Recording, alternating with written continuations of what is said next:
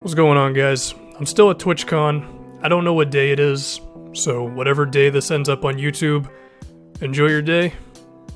And I just talked about the Eastern Conference standings. Let's dive into the Western Conference now. Number 1, the Golden State Warriors. They friggin' blew a 3-1 lead, and so they decided to add the second best player in the NBA in Kevin Durant. Now, will this pose some potential chemistry problems, or maybe not even problems, but just moments where it's not going to fit in seamlessly right at the jump? Probably. I mean, Kevin Durant is not Harrison Barnes in the sense of he's just going to stand in the corner and Steph and Clay and Draymond can do their thing. Like, Durant's going to be a part of this offense. He's going to be dribbling the ball, and it's going to create a little bit of adjustment for everybody. But at the same time, with how good of shooters Steph, Clay, Durant are, I think it'll be a pretty easy fit. Also, defensively, he fits in very well. They're the best team in the West, okay? Number 2, the San Antonio Spurs. I think there's a chance the Spurs will see a little bit of drop-off because they're going from Tim Duncan, who, even as he was older, was still a very good defensive big man, and he was still decent at like tip-ins and finishing around the rim. They're going from that to Pau Gasol, who, to put it bluntly, sucks on defense. He's not horrible at rim protection, but you ask him to move around the floor and it's not going to happen. David Lee is also pretty similar, but at the same time, the Spurs do a decent job of not asking their big men to do too much when defending the pick and roll. A lot of the time they have the defender of the guy actually with the ball.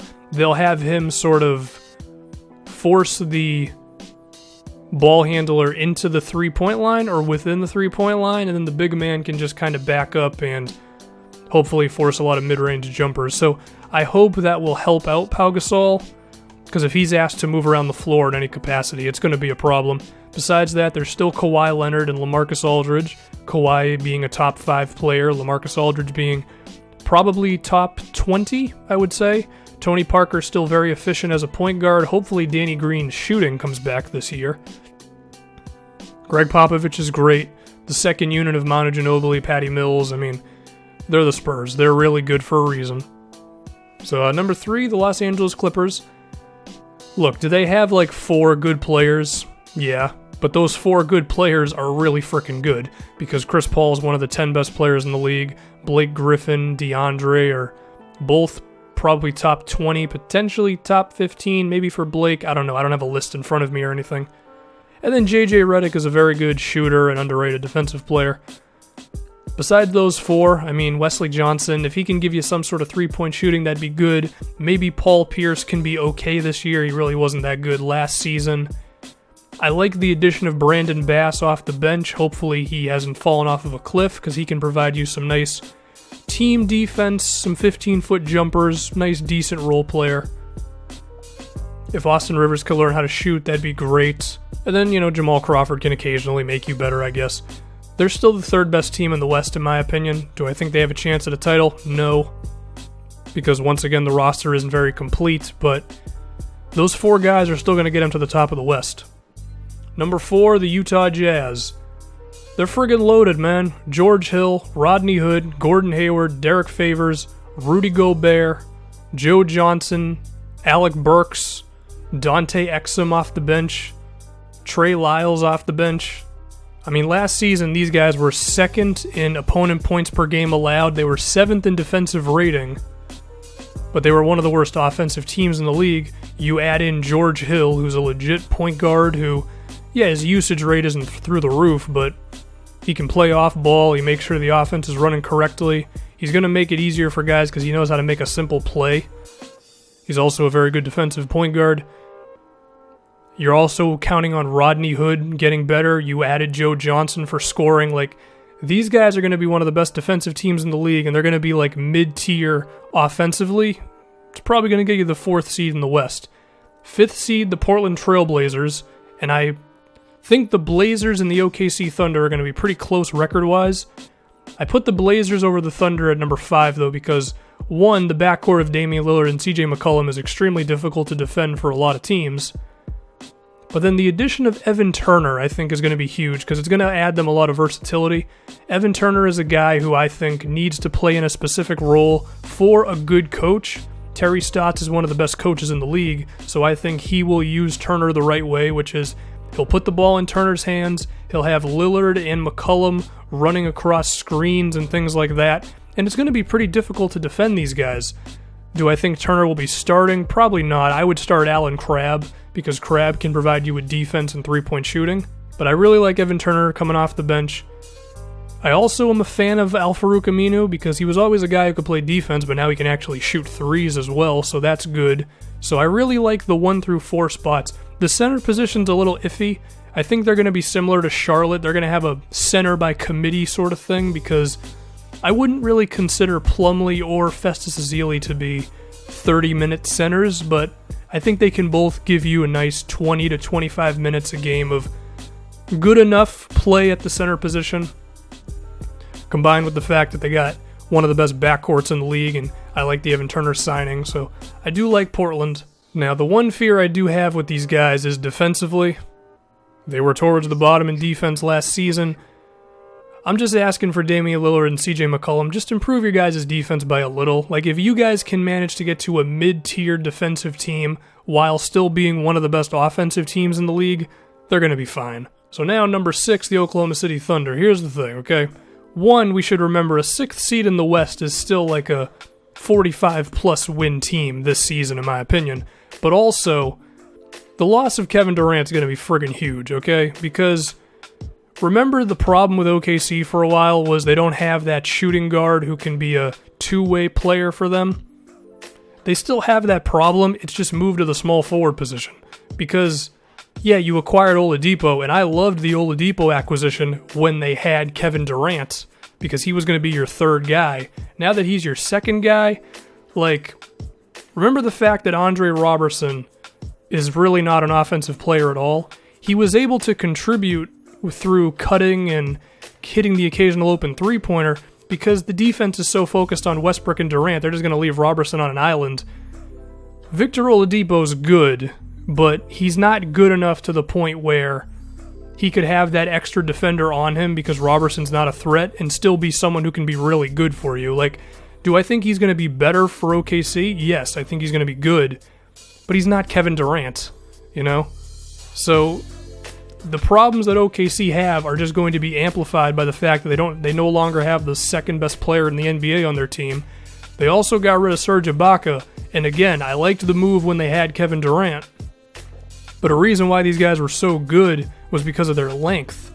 You just lost one of the most athletic and best defensive power forwards in the league, and I think your starting 4 is Ersan Ilyasova, who's slow as hell and can't play defense. That's going to be a downgrade. Now, maybe Sabonis can come in right away and be a beast, but I don't think that's going to happen. That being said, Russell Westbrook's going to be awesome. I think Oladipo is going to be better than he was in Orlando. But if Robertson can't shoot and if Ilyasova is your starting 4, I think a 6th seed is the way to go for OKC. But again, I did struggle with Portland or OKC being where they are, so I think the Thunder could get to the 5 spot, but I don't know, I'm going with 6, so there you go. Although I should say, just because I'm talking about the Thunder and I need to say this, Steven Adams is a beast at the center position defensively, being a big body, so shout out to Steven Adams. Next, I'm going with the Memphis Grizzlies, the 7th seed. The fear I have with Memphis is that Zach Randolph is going to fall off a cliff this year. He's 35 years old, he's heavy, he's been hanging on. I was fearful of him last year. I think this is the year we see a bit of a decline from Randolph. Now, Memphis is a smart organization, so I think they're going to be dropping his minutes down. But if he's not making the impact that he's been able to make for you in terms of being a low-post scorer and a scorer around the rim, that's going to be a problem. I love the addition of Chandler Parsons. They definitely needed a guy who could shoot. They really could have used a guy like that 3 years ago when they were legit title contenders, or at least would have been title contenders with a guy like Parsons. But still, Mike Conley's very good, Marc Gasol's very good. I like Parsons. Tony Allen is a beast on defense, but I think that Zach Randolph drop-off is going to hurt him. Now, I could be wrong, and Randolph might still be good, but at 35 years old, I mean, it's got to happen eventually, man. And I think this is going to be the season. Now for the 8th seed, the T-Wolves. I'm buying in. I think the T-Wolves are making the 8th seed this year. Going from 29 wins last year, you hire Tom Thibodeau, Karl Anthony Towns, Zach LaVine, Andrew Wiggins are all a year better. I think these guys have a chance to be one of the top defensive teams in the league, immediately under Tom Thibodeau, but also from a defensive standpoint. I mean, Levine's athletic, Wiggins has natural defensive ability. He's just he kind of falls asleep sometimes. And then Towns is already a good defender. You amplify this with Thibodeau. I like Gorgie Dang as the big man next to him.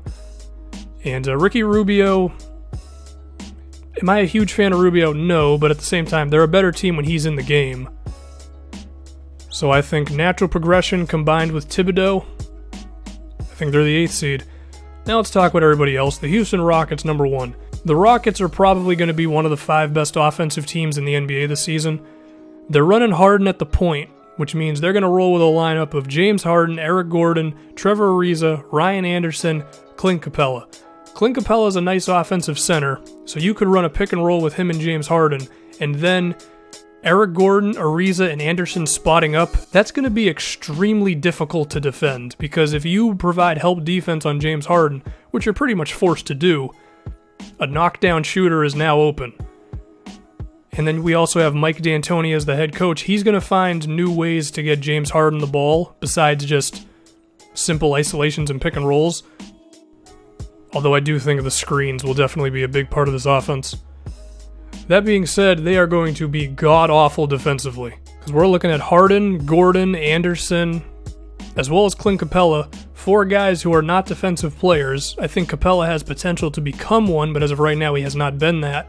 And Trevor Ariza, he actually dropped off a little bit last season. He once was a lockdown guy, kind of mid-tier defensively last season. Maybe he can bounce back up, but these guys are probably going to be top 5 offense, bottom 5 defense, and I think it's going to result in like 41 wins. Now, there is the James Harden effect, and maybe he can single-handedly get you into the postseason, but I think Minnesota's defensive edge is going to put them over Houston. Next, the Dallas Mavericks. These guys might be the least athletic team in the NBA. Deron Williams at the point, Dirk at the 4, who can't play defense anymore. Bogut's intriguing. He could still be a defensive center, or he may have fallen off a cliff. He looked pretty decent in the Olympics, so maybe. But then we also have Wesley Matthews coming off of the Achilles. I mean, if he can get back to being that knockdown shooter and lockdown defensive player, awesome. There's a chance Harrison Barnes' offense ticks up, but I think the D. Will, Dirk, Bogut lack of athleticism, I think it's going to be too much for these guys to deal with. I don't think they're going to be awful. I think they could still win maybe 40 games or so and barely miss the 8th seed, but I think that's just where Dallas is at the moment. There's also the Sacramento Kings. I think they could also make the 8th seed run interesting, because I think Dave Yeager is going to have these guys actually playing defense. There's the Darren Collison fiasco. I don't know if he's going to be suspended. I don't know if they're even going to keep him on the roster. I don't know. He's a good point guard when he's out there, but who knows. Aaron Aflalo has dropped off defensively, and he's okay on offense. He's a decent enough spot shooter, but he does this weird guard post-up mid-range isolation thing that's really blah. And again, he has dropped off on defense. Also, I am personally a member of the Rudy Gay Doesn't Help You Win at All club, because he's an isolation-heavy player who's actually efficient from the floor, but doesn't play defense, not a playmaker, not really an off-ball player either. He's kind of whatever from three-point land. I mean, hell, if Rudy can get to 4 assists and shoot 38% from 3, I'll love him, but that hasn't happened much in his career. But still, I think they can make the 8th seed run interesting. The Denver Nuggets, I think they're a young team that is really exciting. Moutier has to improve on his jumper. He was actually okay towards the end of the season. Jokic is a very good young center. There's a chance that Nurkic gets traded, because I don't know if Nurkic and Jokic can play next to each other. Jamal Murray's coming in. Hopefully he's good. I like Gary Harris as a potential 3-and-D player.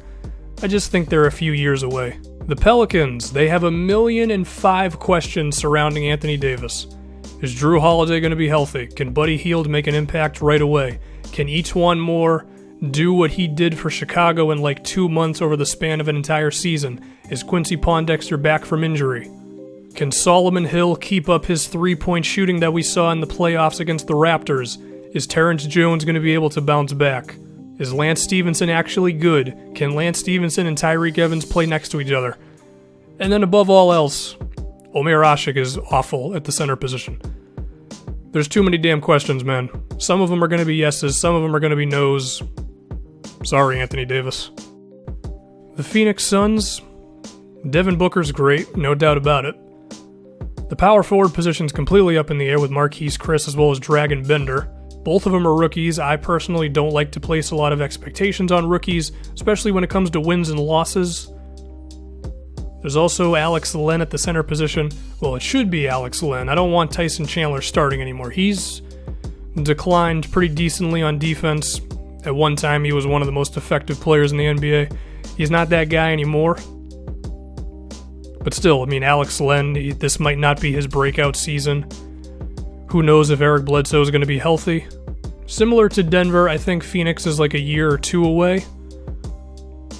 I think we could see some nice progress this season, but I don't think the playoffs just yet. And then the Lakers, listen, the Lakers are going to be very fun this year. I could picture them winning about 35 games or so. Kobe's no longer here. Luke Walton's a good coach. Russell, Clarkson, Randall, and Larry Nance Jr. are all going to be a year better. Brandon Ingram seems like a seamless fit. I like the Luol Deng signing. I don't like the Mozgov signing. But they're a young team. This is only Russell's second year. It's basically Randall's second year. Ingram's a rookie. The winning is not going to come that quickly, but I think they're going to be very fun this year. I believe that's the entire Western Conference. As for who's going to make it out of the West, the friggin' 73-win Warriors just added Kevin Durant, so I mean, there's your answer. Although I do think they're going to win like 68 games this year. I don't think they're going to go for 70 wins again. That's going to do it, and thank you for watching.